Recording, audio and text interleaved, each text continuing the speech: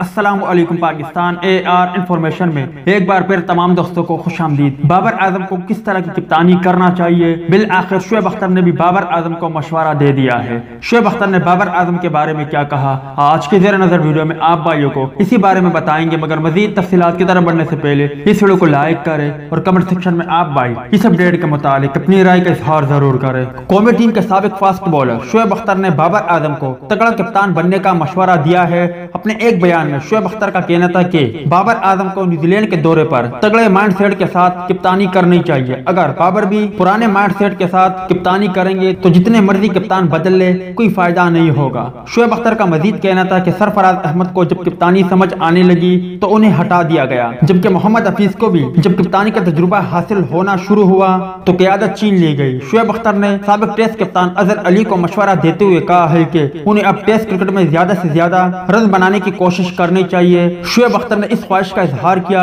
کہ وہ چاہتے ہیں کہ مصباح الحق پاکستان کرکٹ بورڈ کے ساتھ اپنی مدت پوری کرے۔ یاد رہے کہ پاکستان کرکٹ بورڈ نے گزشتہ روز بابر اعظم کو ٹی20 اور ون ڈے کے بعد ٹیسٹ کرکٹ ٹیم کا بھی کپتان مقرر کر دیا گیا ہے۔ بطور ٹیسٹ کپتان بابر اعظم کی پہلی assignment ICC world test championship میں شامل نیوزی لینڈ کے خلاف 2 ٹیسٹ میچوں پر مشتمل سیریز میں پاکستان کی قیادت کرنا ہوگا۔ امید ہے دوستوں کہ آج کی ویڈیو بھی آپ کو پسند آئی ہوگی۔ ٹیک کیئر، بائے بائے، اللہ حافظ۔